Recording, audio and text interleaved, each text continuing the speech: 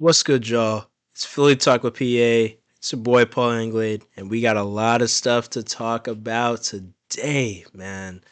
Obviously, week one, season opener last night. I know y'all saw it.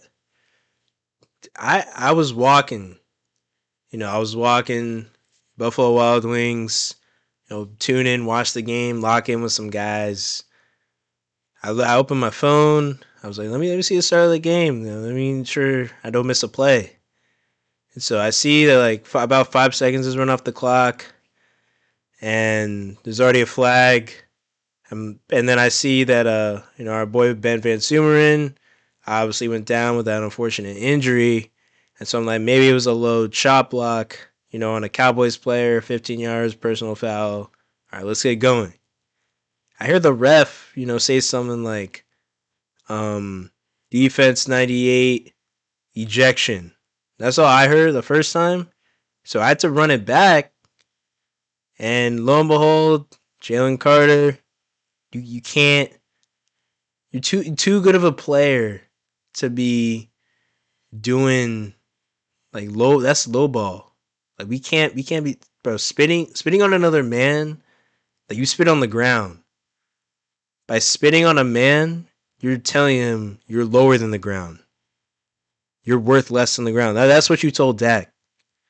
Like I get it. Like he spits in the direction of the team. He's playing these like bait mind games, whatever. Like he know, like you know what he's trying to do.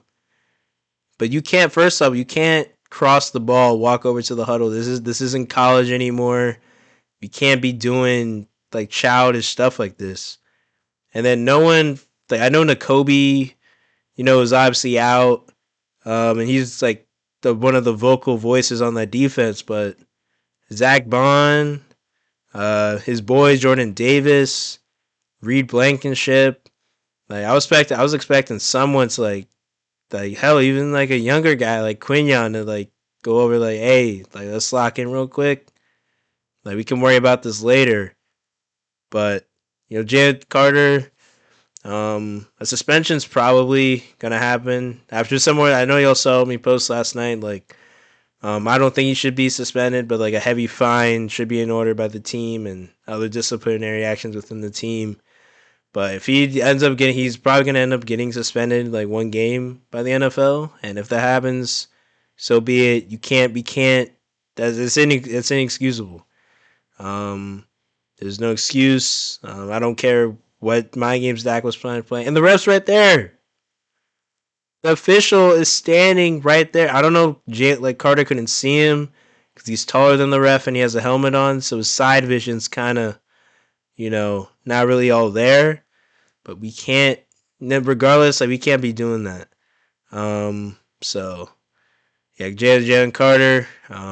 Hopefully, he'll learn from this.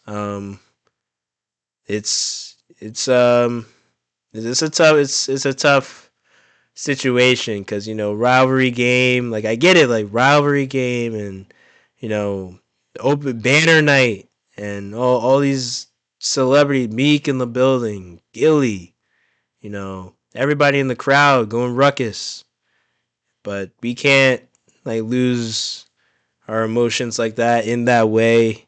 But Carter, I think he'll learn from this. But you can't go, violating a man like that. Like if it was me personally, like I would have gotten kicked out of the game too, because that there's no way. Dak, I get it. Yeah, Dak's the quarterback, so it's like I don't want to swing on him, and then I end up hurting my throwing hand, and I'm done for the day.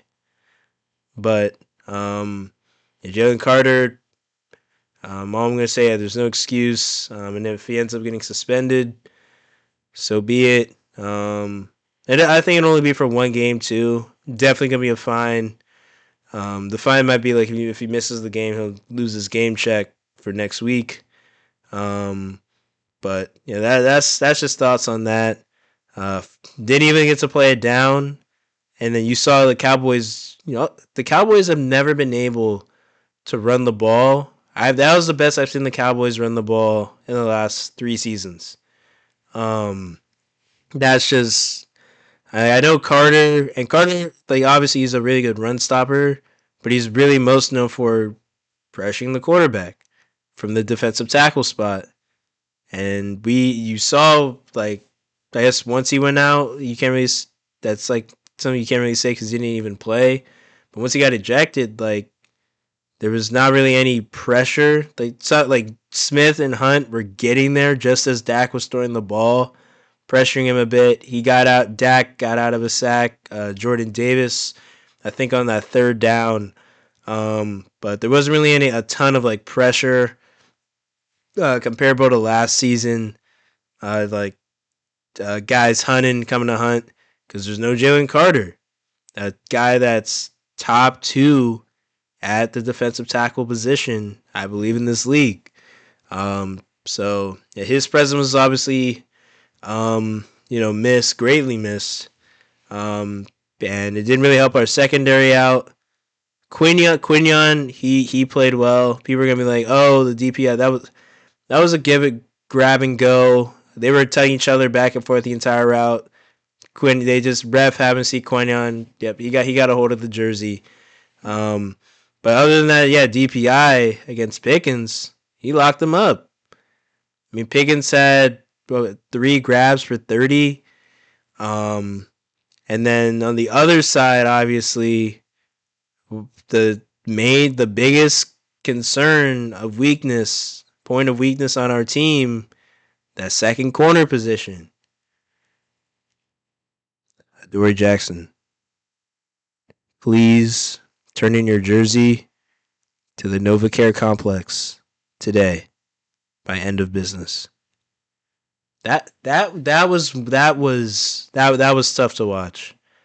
You're talking about a guy, seasoned veteran.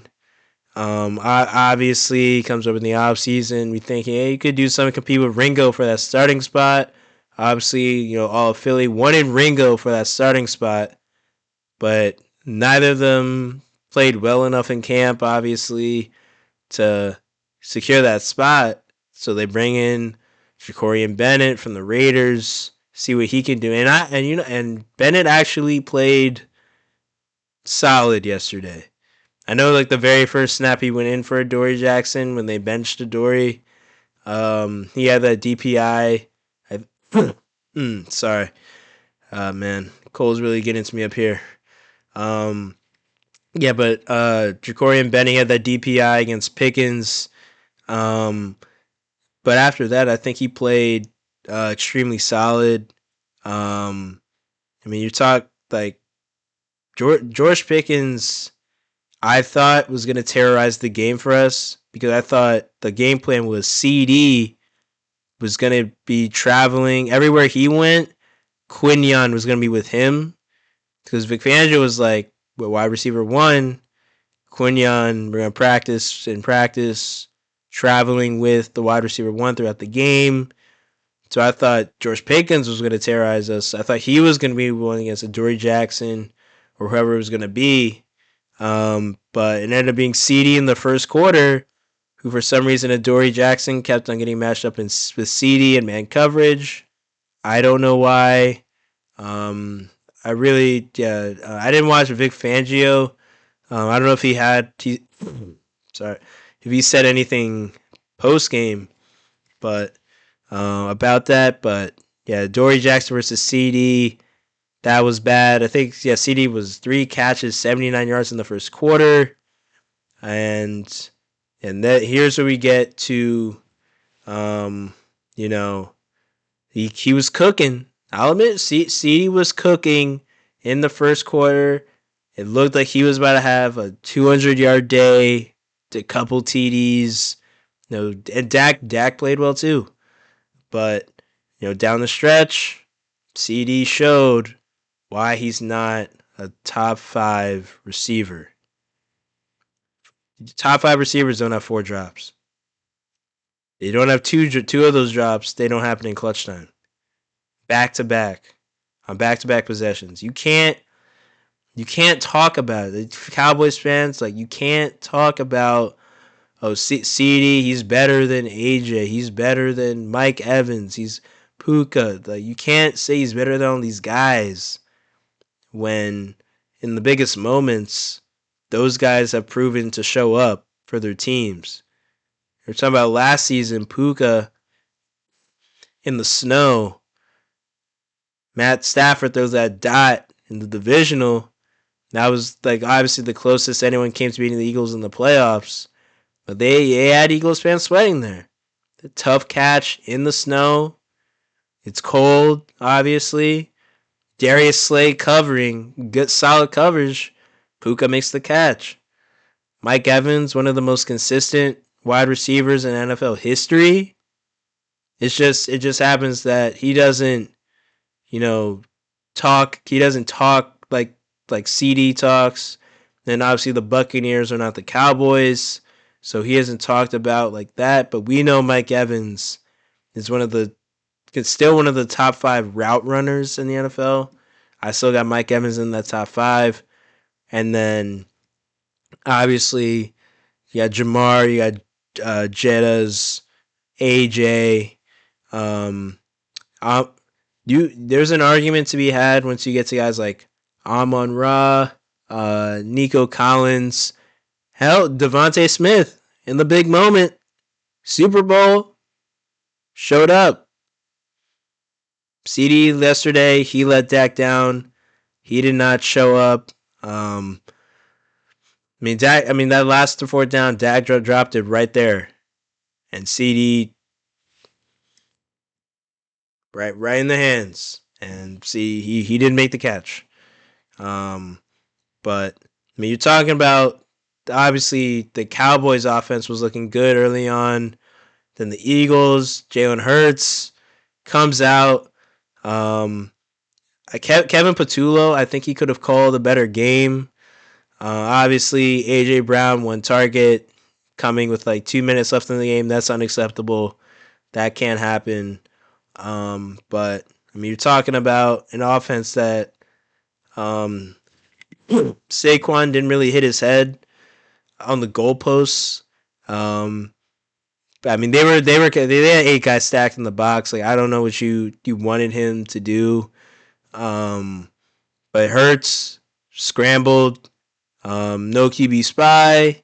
I guess a dual threat quarterback. I don't know what Matt Eberflus. Yes, Matt Eberflus. I don't know what he was thinking was gonna happen, but Hurts scores those TDs, go into the half up, and then that weather delay, because we were about to break the game open. You're talking about you get a turnover.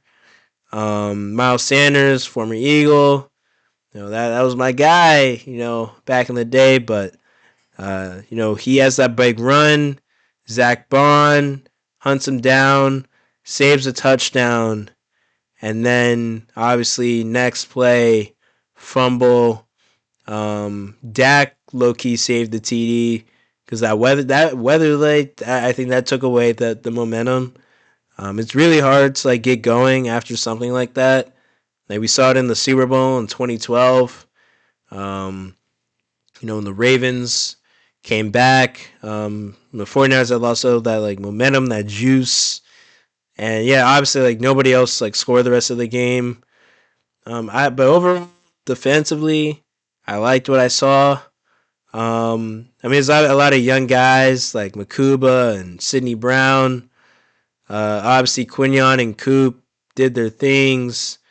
Zach Bond, that he saved that Miles Sanders touchdown. He was all over the place. Had a couple TFLs as well. Jihaad Campbell, he made his mark. He made a couple plays. I really think Jihaad Campbell is going to win Defensive Rookie of the Year. He keeps this play up. Coverage, rushing, he did it all last night. Nolan Smith, he almost got home a couple times. He had that TFL that turned into a taunting penalty. So it was honestly one of the dumbest things. It's a grown man's game. You tell me I worked all spring, all OTAs, mini camp, training camp, preseason. I can't even hit a flex. After I tackle the guy. You're talking about. It's talking about a league that it's gone pretty soft. We all know this.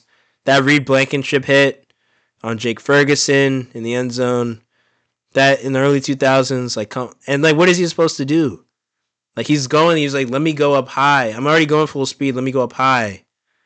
And then Ferguson drops down. And it's like, what is he supposed to do? Like stop while running full speed, trying to make a play. Like you can't make a play. Like I just think that it's a bad rule. And the NFL is gonna have to do something about it. I think because you can't play defense. Um, like you have to think about protecting the defender as well. Um, but overall, I liked what I saw from this team. Jalen Hurts, yeah, Kevin Patullo, the OC, he did not call a great game. Obviously, Devontae, I think only had 3 catches for maybe I think it was 40 yards. Then we got it right here. Oh, 3 catches for 16 yards. Obviously, Goddard led the way with 7 for 44. Jihaad had that super nice catch on that deep post on at the end of the second half. Set up the touchdown drive. Got it going, and then you can't not target AJ until 2 minutes left in the game. That's unacceptable. I mean, it's his first time calling plays. I get it, guys, but we can't. That can't happen. Like that's a top 3. That's a top 3 receiver right there. A guy of that magnitude. And people are saying, "Oh, AJ was really getting in some cardio," but him on the field really opens it up. Him and Saquon and Hurts, they're all kind of in the symbiotic relationship where just them being on the field, it draws attention. Where it's like Cowboys are like, if we put 8 in the box to try to stop Saquon, they could just hit the play action. AJ Brown's 1-on-1, and you saw they were really dropping that free safety, draping him over AJ Brown, giving the corners help. So that was obviously a factor. But at the end of the day, you gotta. I saw at least a couple routes, a couple plays, possessions where AJ was open, and Hurts didn't get him the ball. We got to do a better job of that. Get our guy involved. Can't have the media starting to have controversy about do they not like each other? Is AJ leaving? We can't have that stuff going on. So overall, I liked what I saw from this team. Hurts, my man, most clutch quarterback in the NFL, the league. When you needed him to make, he already had a flawless game. I have 2 rushing TDs, efficient in the passing game when they needed him to throw. They needed him to run or scramble. No hesitation, took off on him. That third down, right out of after the Cowboys failed, after CD choked again in the big moment. You needed him to make a play. Pass rush is collapsing. He could have, tried to throw some pass downfield across his body. Takes off, seals the first down, seals the game. That's my guy. That's QB1. That's clutch. It's technically another come from behind win because they were down until the end of the second half. But I obviously, some stuff to work on, but I think Kansas City next week we can last without a second corner, because outside of Xavier Worthy, Chiefs receivers, I don't think they're really like that. You're talking about a lot of speedsters, but as far as route runners go, they don't really have those kind of guys. But after that, you got the Rams, you got the Bucks. Later on the schedule, we got Vikings, we got Lions. That's Amon-Ra, that's Jettas, that's Addison, that's Mike Evans, that's Puka. Playing Seattle, the Bay, that's Juwan Jennings, that's Pearsall, that's JSN. Great. I think we played Denver this year. Like that's Cortland Sutton. Like those are the guys. Like we gotta have that second corner spot like figured out because otherwise it's gonna be a long season. You saw what CD did in one quarter to Adoree Jackson. That was bad. We're gonna have to do something about that. Um, but and then you going back to the Cowboys real quick. You saw they clearly no Micah Parsons. No one was getting home until after the weather delay. You saw Eberflus start bringing the heat to Hurts. Got home one time, pressured him a bit, made him miss a couple throws. But overall, like, I mean, yeah, they stopped the run, but they didn't really truly start really kind of stopping the run until after the weather. I'm still gonna bring up that weather like because it's hard. It is hard to be going full tilt, come out at halftime, start going full tilt again, and then unexpected hour delay. Then you gotta warm up again. You gotta rejuice, retool. So it's really hard.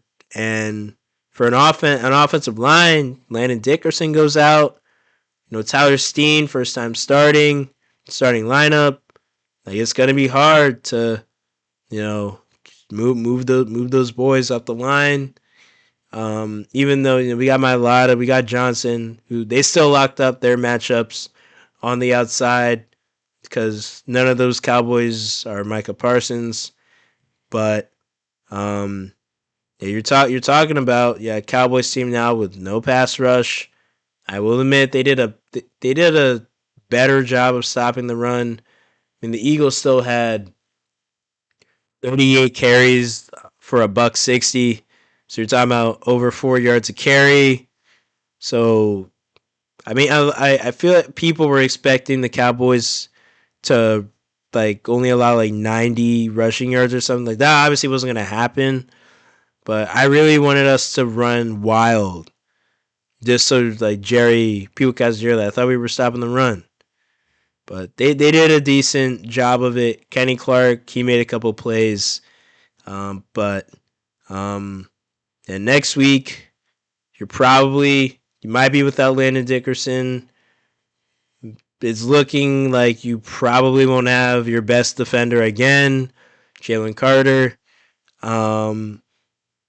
And then that second corner spot, that has to get figured out. Y'all know how I feel about Asante Samuel Jr. Like, please, like, can I get someone? Yeah, like anyone that can cover, or start Jacorian Bennett. He did a solid job while he was in there. Then y'all took him out, put Adoree back in. That third down on when Pickens caught that ball late in the fourth, on the out route, I think it was like 3rd and 7. Look who was on him. Just look at who was on him. I'll leave that to you guys. But it's your boy Philly Talk with PA. I'm out, man.